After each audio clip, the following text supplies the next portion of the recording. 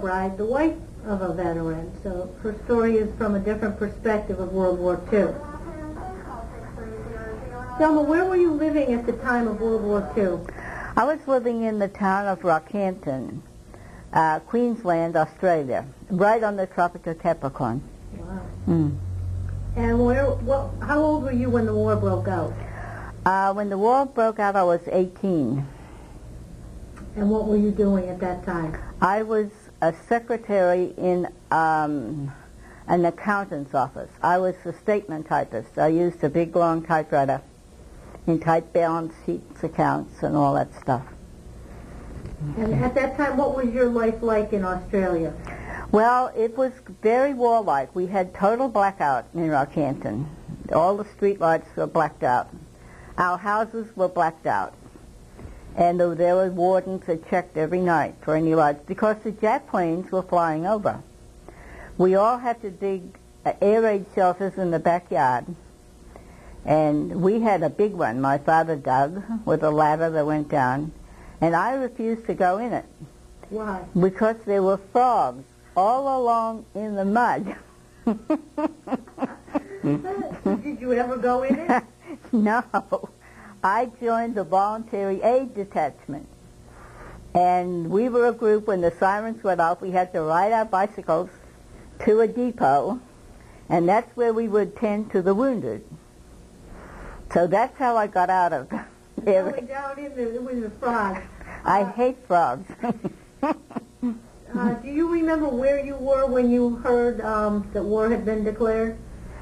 Yes, we didn't have a radio. We had, what do they call those little sets? And you wear earphones? And we heard Churchill announce that war had been declared. Mm. And what was the reaction? Was one of disbelief, of course. Mm. Because that was before Pearl Harbor, though. Mm. In those days before Pearl Harbor, what was it like for you? Before Pearl Harbor, life was good. I worked, we played, we picnicked, we went to the beach, we did all those things. And how did life change once England joined the war? Well, of course, Australia received most everything from England by ship. So as a result, our supplies were very limited, and everything was rationed. Material, all foodstuffs, and we had coupons. And so when I got married, there were no ready-made clothes to be bought. And I had to use everybody's coupons to buy material.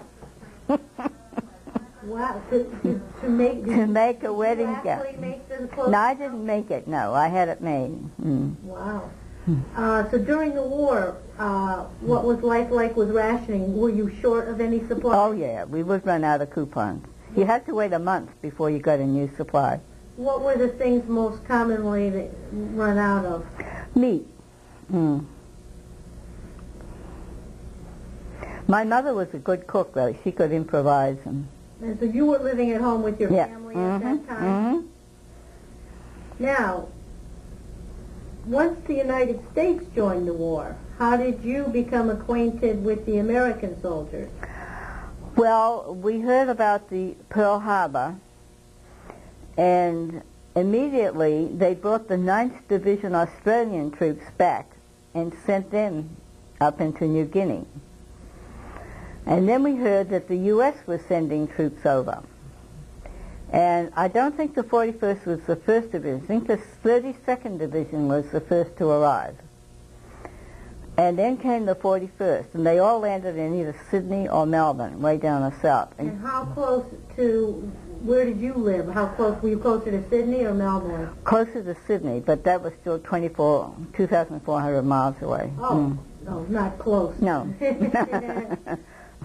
Stan came over on the Queen Mary. Mm. Was he in that first batch of Americans yes. that came over? Mm-hmm. Well, if he was 2,400 miles away in Sydney, how did you meet him? Well, they trained down there, then they came up by train to Rockhampton. They came through the streets in a convoy, and they took them to the Rockhampton Showgrounds. and they billeted them in horse stalls. And in 1966, we went back to visit his horse stall, and we took Gary with us. And it was still there? It was still there. Was it pretty much the same? Oh, yeah, he said it was the same with the horse's name on the top. Wow. And, all right, so he was stationed there, so at least now he's in the same town. All right, yeah. So how did you actually meet him? Okay, well, that's a long story. I have time. I didn't meet him. The department store where my sister Norma worked had the contract. All of the outfits, like the signal company, the artillery, and the tank division, they all have a distinguishing color sewn onto their caps. So Stan went in there to have the gold signal corps color sewed on his cap. And Norma invited him home for dinner. Oh, okay. So your sister was the first one. Yes, that's right. So I stole him away from her. The very first time you met him? Yeah, I think so. I had dislocated this knee and I had it in a cast, so I couldn't go out. So he would come when he was free to play Monopoly with me. And that's how we fell in love. And how did Norma feel about that? Norma was fine. She met loads of boys. Isn't that funny? Might note that Thelma's husband, the fellow she's talking about who she later married, Stan Symonds, was a vet from the 41st Signal Corps. And there is another record in the Veterans History Project for Stanley. All right, once you met, what year are we talking now, Thelma? What year? I met him in 1942. Do you remember the month? I think it was March.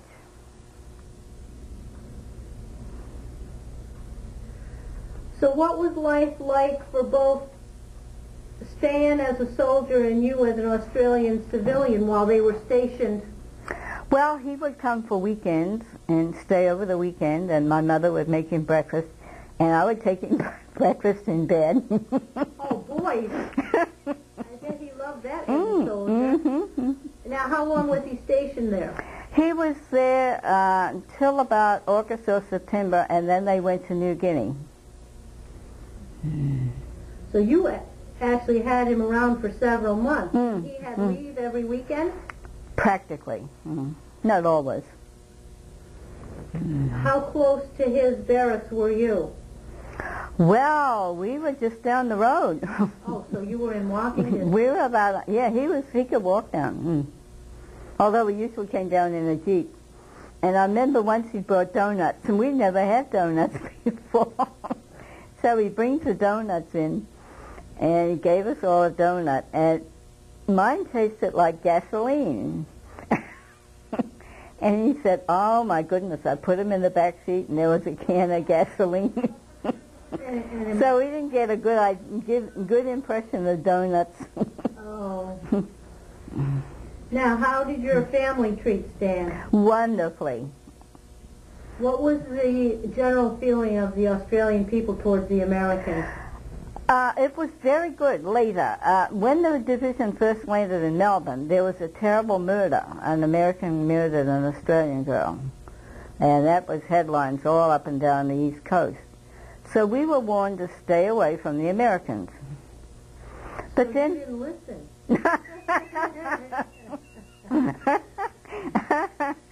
But, you know, as they came up and we got to know them, they were just like Australians. So your whole family liked Stan? Yeah, very much. Did you have any of the other American soldiers at your house? Yeah, quite a few. I dated quite a few, as a matter of fact. Oh, really? Yeah. Was this before you met Stan? No, no. Oh, I mean, we weren't committed. I was free. Yeah, nothing wrong with that. No. Now, what was your courtship like? What would you do during those months that he was there besides you serving? Well, finally I got to walk, so we would go to the movies. We would go down to the American canteen downtown, And there you could have a meal and drink and dance. And one day we were playing table tennis, back and forth. And who should come to the door but Eleanor Roosevelt? Who's that? Eleanor Roosevelt, Franklin's wife. Franklin Delano Roosevelt's wife. Roosevelt? Yeah. She went to Australia? Yes, they visited the troops. She visited the troops. Did you get to see her? Yeah, I met her. Hmm. Face to face? Yeah, I shook her hand. She watched us play table tennis. Wow. Which we didn't do very well with her. Can you remember any memorable experiences from that period? Just as it was wonderful. So even in spite of the rationing and the shortages and the war, you were young and in love, so everything was wonderful? We got by. Mm-hmm. Do you remember any bad experiences, any negative things that happened? Not right then, no. Now, had Stanley proposed when he left, by the time he left in August? No. So where did he go from there? New Guinea, to the Buna campaign. All right, so when he went to New Guinea, you were... We wrote. I wrote every day, like Chauncey knows. You're a writer, huh? I write every day. So you wrote Stan a letter every day while he was in New Guinea? And did he write back? Once in a while. He couldn't do it as much as I could. Right. And he would get like 25, 30 at a time, you know, depending on where he was. So how long did he stay in New Guinea before you actually saw him again? I think he stayed there till around December of the next year. So you had no contact with him for over... Not very much, no. No telephone or anything like that. So it was just letters, really? Yeah, just letters. Like Chauncey and me. It's just been letters for a year. So you had some practice then. At that point, did you know that you were in love and wanted to marry him? I wasn't sure then, no. So that was still... I mean, everybody was saying, what do you want to go to America for? How can you go away from Australia? And I used to think, well, how can I? Really? Well, somehow you changed your mind and did it. When Stanley got transferred from New Guinea, where did he go? He came back to Rockhampton. The whole division came back to Rockhampton, and he didn't go to the horse stalls anymore. They set up a big rest camp about 10 miles outside, and they were in tents. And he had malaria, and so he was kind of in the hospital tent there. Could you go visit him in the Yeah, my father and I used to ride our bicycles out to visit him. Every day? Not every day, no. Well, because you still had to be working your regular That's job. right, no. I could only go weekends, And were you still doing your volunteer work? So you were actually taking care of Australians? Civilians. Civilians? Did you have any nursing background? Or was it No. We were trained. Never had to use it, though, thank goodness. Now, how long did he stay in the hospital with his malaria? He was there for 6 weeks, and finally he was able to come in, on leave passes. And then you continued courting while he was still stationed there for how long? Oh, yeah, we picked it right up. Well, it was in December that he asked my father if he could marry me. I was only 20 years old. December of what year? Of, 43. So he did the old-fashioned thing and went and asked your father? Well, you had to do that. Did you ask him first, or you? You had to ask. Well, he asked me first. Did you say yes? How did he propose? I listened. He went in and said, Arch, my father's name was Arthur, I would like to marry Thelma. How do you feel about that? And my dad said, oh, that's okay. Oh, it wasn't so hard, huh? It must have been a big relief for Stan. So, how did Stanley propose to you, and where? After the movies one night, when we came home, we went out on the back porch, and he put his arm around me and kissed me, and he said, I would like to marry you. How do you feel about that? I said, I would love to marry you. Well, by then you knew you did want to get, did you know that that would mean going to America? I did. Well, I didn't really compute that in right then. But you knew that you were going to go. You didn't realize exactly what that meant. No, no. So, after your father said it was okay, how long before you actually got married? Well, we had to go through a lot of red tape with the Army. That was my next question. What did that entail? What was the whole process? He filed papers with the chaplains. And I was still working in the accountant's office, and this chaplain came in one day to visit me. We had little cubicles, you know. So we went into a cubicle, and everybody's craning around what's going on. And he tried all ways to dissuade me. The chaplain did? Mm-hmm. Really? Mm. So finally, after about a half hour, he got up and shook my hand. He said, I say okay, you'll be okay. Was he more, when he was trying to dissuade you, do you think he was more concerned about Stan's future or your future? I think what was happening, a lot of Australian girls were marrying Americans to get to America. Oh. And that was not a good reason. So he was really making sure you were getting married because you were in love, in yeah. love and wanted to be married. How many war brides were there? We call them war brides now, but there were a lot of Australian... There were a lot. There must have been 10,000. From your town alone? No, all over Australia. Did you know other Australian girls in your town that married Americans? I didn't then, but since I've written to one from my hometown, Marjorie Lentz lives in Kansas. Oh, okay. What was the feeling of the Australians about Australian girls? Oh, it was very mixed. There was, a lot of pros and cons. But your family was entirely in Yeah, my family was entirely in favor of it. Of course, they knew Stanley.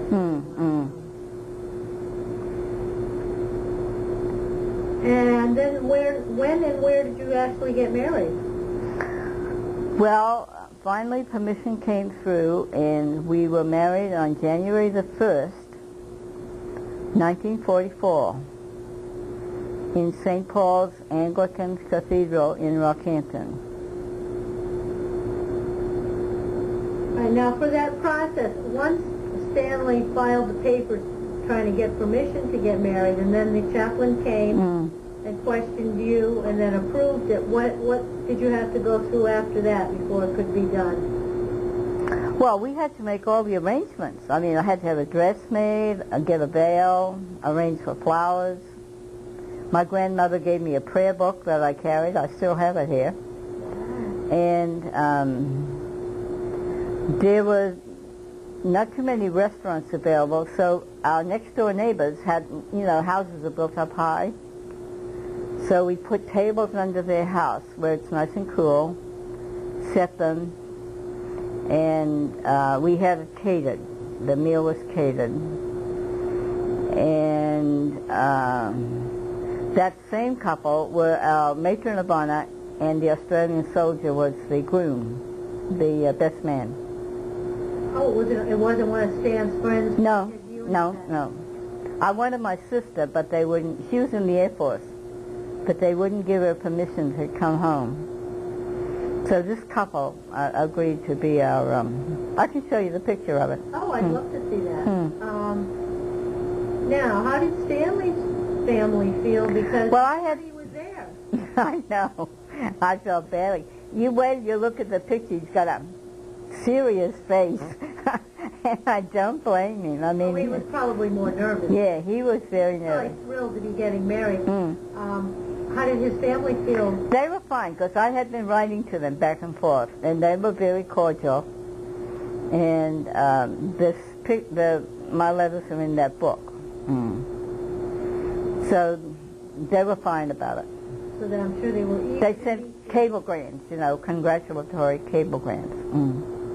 Now, we're still in the war, and there's still rationing going on. So earlier you said you had to use everybody's coupons to buy the fabric for your dress. It must have been difficult to get the veil, the flowers, the food for the catering. How did you work that out? It just got worked out somehow. Did you have enough food and everything? Stan's buddies from the 41st came. There were a couple of lieutenants and colonels and a couple of his sergeants. They all brought the champagne and the whiskey and all of the stuff. The important thing. Were you able to get a wedding ring and everything? Oh, yeah. Did you find Yeah. it? So you could buy jewelry then. Yeah. I have to tell you the story about my engagement ring. We went to a jeweler, and he said, well, I don't have too many on hand, but I'm getting them from undertakers. Oh, good heavens. So this came from an undertaker. Really? So did you have to wait? Oh, God help us. Did you have to wait for somebody to die? No, it wasn't long. Oh, wow. Well, that's the way it was. Well, it was wartime.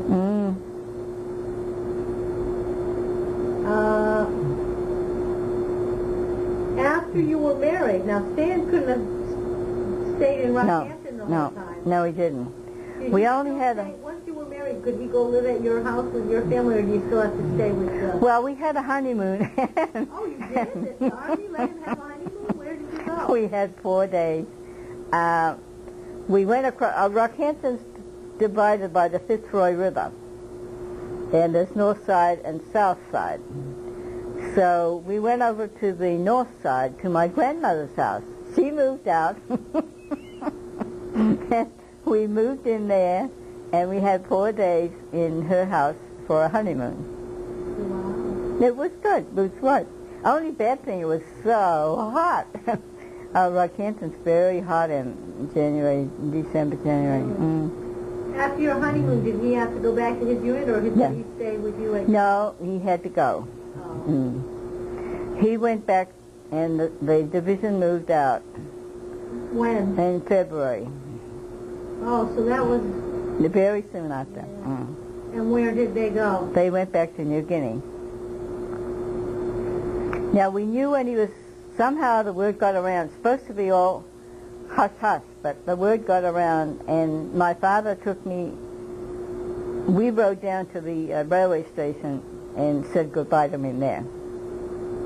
That must have been a more difficult goodbye than the first time. Oh, yeah, that was very hard. And then I'm guessing you kept in touch through letter writing. Did you continue to write every day? How long did he stay in New Guinea then before he came back? He stayed there quite a long time. Then he never did come. That's the last time I saw him. He never came back to Rockhampton? No. He went on to the Philippines, to Zamboanga.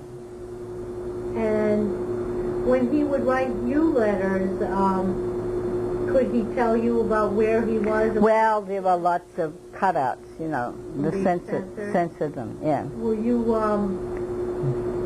kind of keeping track of where he went? And so you knew the state of affairs? I kind of, yeah. So when he was in the Philippines, you knew what was happening there? He had a lot of good experiences in the Philippines. He met up with a Moro chief. The Moros are anti-Christian, and they cut off Christians' heads with these borong things, which he brought home. We've still got it hanging up. And the Moro chief took him to his village for the christening ceremony of their daughter. And he said they all sat around a bonfire in the middle, and they brought the little baby in, and they took a coconut, cut a piece out of the coconut, cut a piece of her hair, and put it in the coconut. And that was the birth certificate. Wow. Interesting. Yes, that is. Did he write to you about any of the combat activities? Well, that would all get cut out. But they ate goat meat and sheep and that, and he said it was terrible. Then they stayed overnight, and the chief put 2 guards at the door to the cabin, because they were Christians, and I know, wasn't he afraid to say that he might wake Well, up without his head? he stayed. And, What an interesting experience. So, did you write about any other experiences like that? Well, I knitted a pair of booties for the little girl. Oh. And Stan said when he opened the letter, the booties fell out, and all the guys said, "You're gonna be a daddy." Oh. He probably almost had a heart attack at that point. I know. Yeah.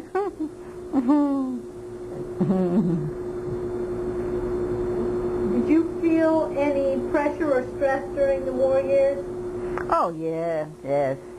I kept saying, what am I doing? Do I really want to do this? I had a lot of doubts afterwards. Afterwards? Right up until when? Until you got on the boat to come home? Yeah, I mean, once you committed, I got a telephone call from the consul in Brisbane that there was passage for me on the Lurline, a big American luxury liner. And in August of 45, I went down there, took a physical, was overnight in a hotel across the street. There was a canteen playing "I'll Be Home for Christmas." And I was thinking, I won't be home for Christmas. Oh, you must have been sad. That must have been terrible. Now, when did Stanley, did he leave from the Philippines and go directly to America? Yeah. So he shipped home. And how did he have to arrange your passage to the No. United States, or did you have to totally? The U.S. arranged my passage and paid for it. They did. Now, was that typical for all the war brides? On different ships, though. Right. Okay, so Stanley went home. Did he have any clue when you were coming? He had no clue at all, and I had no clue either. That's another worry. I thought, what if I arrive there and nobody's there to meet me? I don't know Connecticut from anywhere. So he was home in Connecticut in Stafford Springs? He got home 3 weeks before I arrived. It was just pure luck.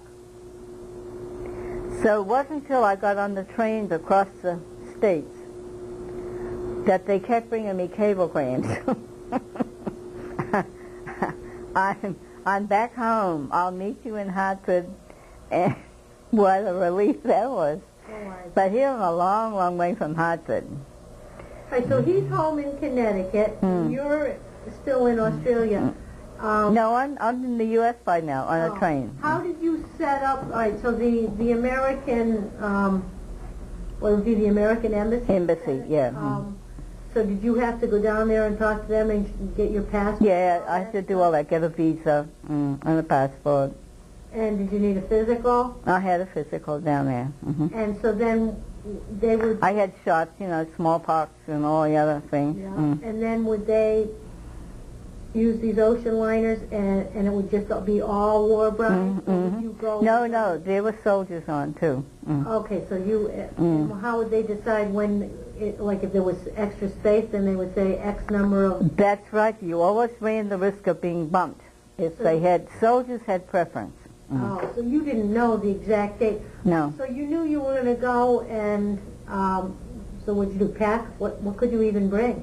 Well, I packed my grandmother's trunk that she sailed out from England on the sailing ship for 6 months. A big trunk. I packed that full of things and a couple of suitcases. And then how much notice did you have before you had to board the ship? 2 days. I waited up those 2 days. I thought, what if they say, okay, you're bumped? What'll I do? I have to go back to Rockhampton. But it didn't happen. I went down to the wharf, got aboard. Now, where did it sail out of Sydney? Brisbane. Oh, Brisbane. Yeah, on the Brisbane River, yes. And this was the Lurline? L-U-R-L-I-N-E, yeah. And you sailed in August of 45? Mm-hmm. What was the trip like across the ocean? We never stopped anywhere. It took 10 days. There were so many babies on board that they couldn't stop. We didn't even stop in Hawaii. And we came, took 10 days to get to San Francisco. So you landed in San Francisco? Mm-hmm. And did you disembark there? Mm-hmm. And then what? But let me tell you this. We started down the Brisbane River, and everybody, my family was on the shore, and we were waving. And after they were out of sight, I turned I was on B deck, which is very good. It's way above the water. I turned to go down, and I grabbed the rails, and I said, gosh, I feel terrible. And I had already taken seasick pills. So I struggled down to B deck, and everybody was laughing. Ha ha, you're seasick. You get no sympathy. I hope you weren't seasick for the entire 3 days. Oh, I didn't eat. We ate in the officers' messes, nice round tables, beautiful menu, and I didn't go. So the cabin boy brought me big bowls of apples, nice red apples. He said, "Eat these. When you dry heave, you know how painful that is?" He said, "You'll have something to throw up." And that proved to be true. So it was less painful? Mm-hmm. Wow. There were 4 other girls in the cabin with me. Were they sick? 4 Australian girls. No, they never got sick. Oh. And every day they would take me up on deck. The minute I'd lie down on the deck, I felt wonderful. Wow. Got a suntan. When you landed in San Francisco, where did you go? In San Francisco, I'll tell you, when we sailed into the harbor in the wee hours of the morning, and came over the loudspeaker, we're going under the Golden Gate Bridge. Everybody got up and went up on deck. And then came the warning, everybody back, we're listening. Everybody's looking at the lights. Yeah. Oh, so you got to see the Golden Gate? I got to go to see Golden Gate Bridge. That was your entrance. What was your first impression? Oh, it was beautiful, beautiful. So when you got off in San Francisco, where did they put you? They took us to a hotel. And that night, 3 Australian soldiers came to visit us. And they said to me, "Where are you going?" I said, "Connecticut." And one guy said, "Oh, you're going to be sorry." He said, "Connecticut people are very much against foreign war brides." That's all I needed to hear. Oh, no. Why do you think he said I that? don't know. It wasn't true. So that you spent the first night in the hotel, and where did you go the next day? The next day, we had to board a kind of a barge thing and go over to the airport. You have to, it's like a sailing across the bay. And all the luggage went too. We got off there, and we boarded a train. And I was all alone then. Oh, I was saying, then is that when everybody goes there? Everybody was going different ways, yeah. Did somebody already buy you an airplane ticket or a train? No. It was paid by the U.S. government all the way. So then you went on the train. Mm-hmm. And where did you go on the train? All the way to Connecticut? Well, yes, eventually. Mm-hmm. We went via Chicago, then down the Hudson to New York City. We got off in New York City, and I was petrified. You're totally by yourself? Yeah. You're, what, 21 years old? Yeah. And you've never been in this country? No. You're all by yourself going across the country? I know. You're pretty brave. Well, I was thinking, what am I doing? Wow. And then you get off in New York I City. what train to get on, So I saw another couple, obviously a U.S. and Australian. So I went up to the guy and I said, "I've got to go to Connecticut. Would you mind helping me?" He said, "Oh, sure." So he picked up my bags, and off I went with them, got on the train to Connecticut. Wow. So in the meantime, you're getting cablegrams from Stanley saying he's going to be in Hartford. How did he know when you were arriving? I think I was sending in cablegrams where I was. The porters would take them. They would demand a lot of money to do it. They would put their hand out for, I'd give them $1 and I'd look at it like this. What did you do for money? How much money? I took money with me, yeah. So you had money you brought over from Australia. So did you finally get to Connecticut? After a while, it was like through the evening, and they keep calling off the stations. And they would say Stanford, Bridgeport. So the conductor came by. I said, you know, I need to get off in Hartford, and I have no idea. Oh, he said, don't worry, I'll come and tell you when we get to Hartford. So I was listening to them, New Haven, and all the other places. Finally he came, he says, Hartford's the next stop. So then he yelled Hartford. He came, he took my bag, took me down, got off onto the station. You know, Hartford is 2 levels. You go down steps to where the ticket thing is. So I got off on the top level. Nobody there. Oh no, your heart must have sank. I was crying. Oh, no. All right, so you got up. Did they get your luggage and stuff up? Yeah, they got all the luggage. Your suitcases Right. in that big truck all by yourself, crying. Oh, how long did you stand there crying before somebody? Pretty soon, I saw Stan run up the steps. And we run. You, huh? So, what day was that? Do you know? No, I don't remember It the was date. August of 1945. It was September. Okay, then in September. Yeah, it took all that time. So you arrived in Connecticut. What was your first impression of Connecticut? Well, it was nighttime. The thing that struck me as we drove along were the little twinkly things on the fence posts, you know? You know how they outline? Reflectors? Yeah, the reflectors, yeah. You don't have those in Australia? No, I never saw them. What else struck you about Connecticut that was different? Well, of course, I couldn't see until the next morning. I got to his house about 11:30 p.m. And everybody was there. His mother, his father, his brother, his sisters, sisters-in-laws, you name it. They were all waiting out to see what an Aussie looked like. They must have been so excited to meet you. And of course, you've been on this very long voyage. You must have been I was exhausted, yeah. But did you stay up and party and meet all your new relatives? Well, I had no alternative. Because now you're part of the family. So I chose the suit I wore very carefully. But when I put it on, I lost so much weight from being seasick, I had to pin it over about 6 inches on the side. Wow. And then did you live Yeah, we lived with his folks. They had a big bedroom that they had set aside for us. How long did you live there? 45. We lived there from October, November, December, January, February. Then we bought a house across the way on School Street in Stafford Springs.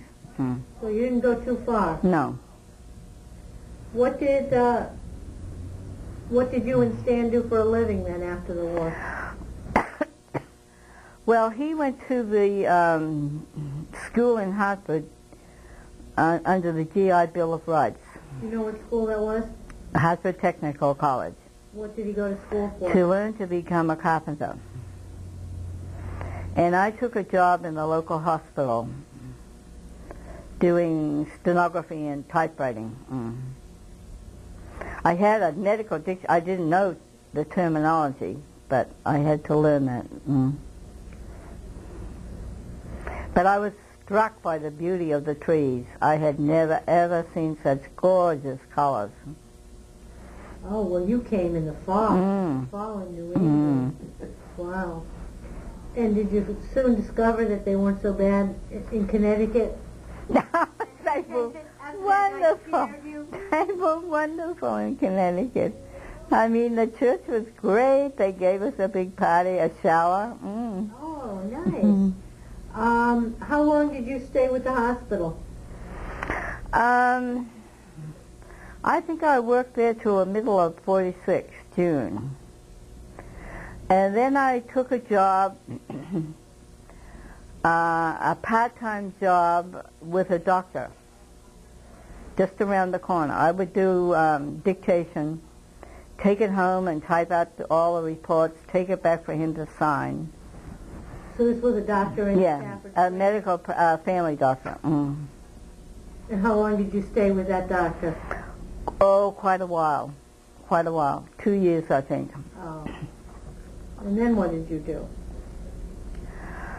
Then I took a job with another doctor, Dr. Hastings. And I worked 8 hours a day for 5 days a week with him for 7 years, I think. In Stafford Springs? Yeah. Mm-hmm. Dr. Luckner died by drowning in Maine. He and the son went up on a boat, and the son fell over. He went in after him, and the motor had come down on Mark's skull and crashed it, and the doctor went in to save him, and they both died. Oh my heavens! Now was Dr. Luckner the first one that you had worked for? Mm-hmm. Wow. So then you went to work for Dr. Hastings? Mm-hmm. But that was more full time. Yeah. Mm.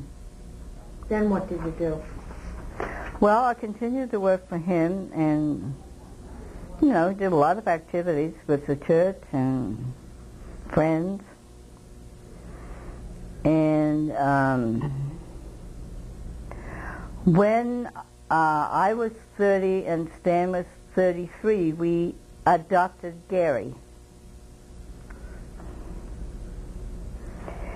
So then I left the full-time job and took part-time jobs as a bookkeeper in a hardware store.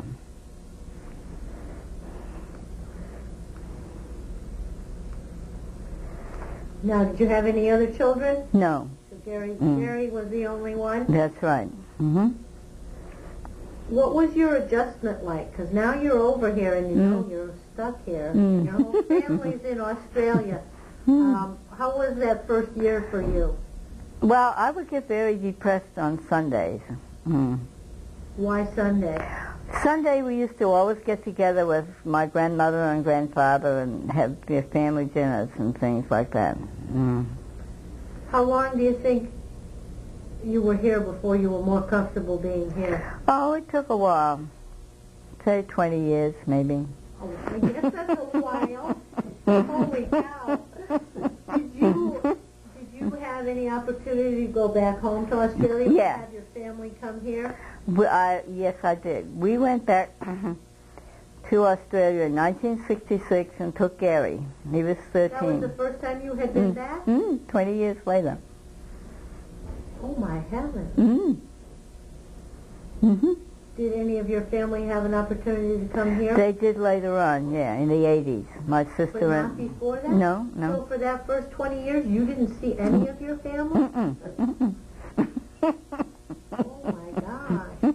Wow, that had to be very tough. Well, I busied myself. I got into all kinds of activities, and I don't know, I was fine.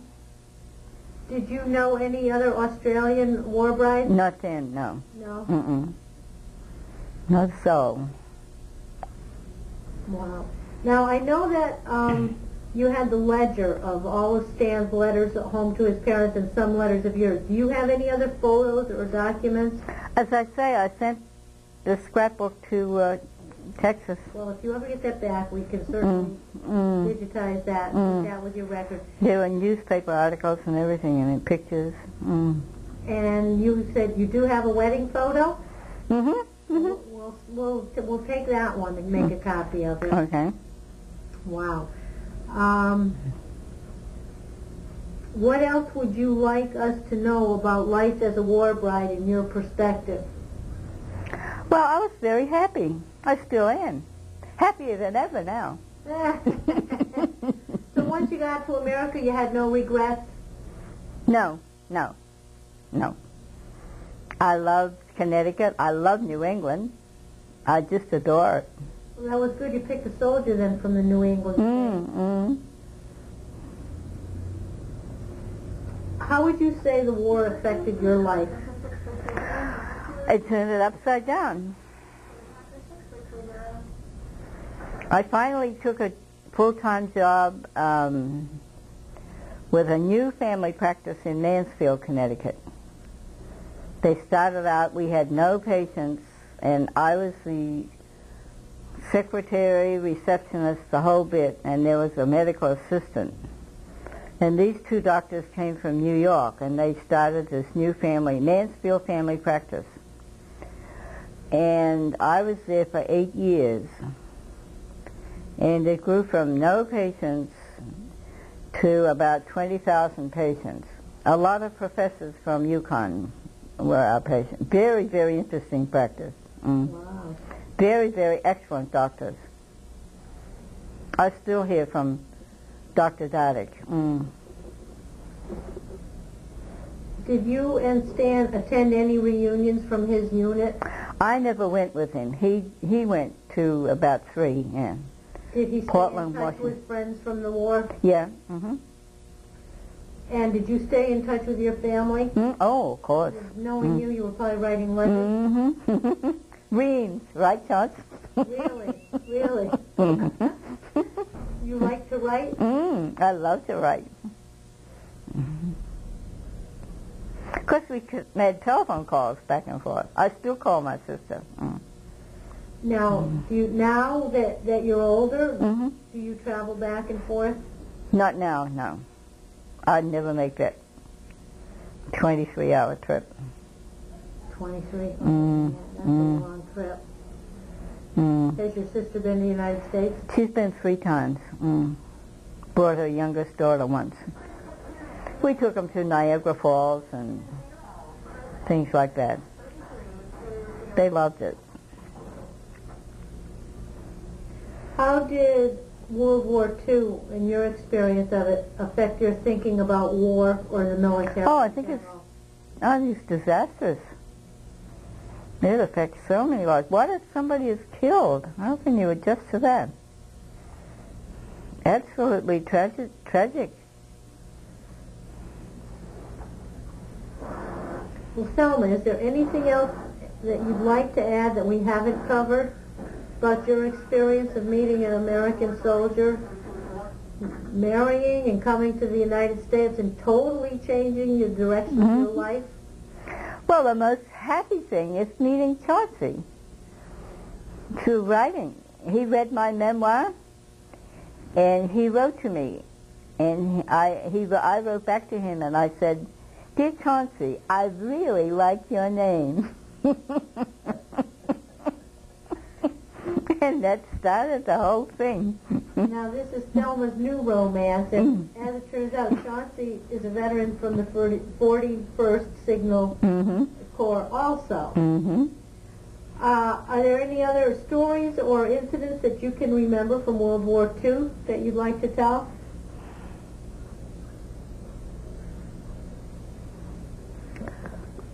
Not really. I think that about covers it all. Yes, we did. When Stan died, I became very depressed. That's why I'm here. Oh. And how long ago was that? In 2003. So how long were you married? What did you get married? 1945? Yeah, 44. 44? Wow. 61 years, I think. 62 years this year. It would be. So, I guess that chaplain didn't have to worry. I wish I could tell him that. I know. That's great. Well, Thelma, I'd like to thank you for your interview. Oh, thank you for doing it. It was fun. Thanks.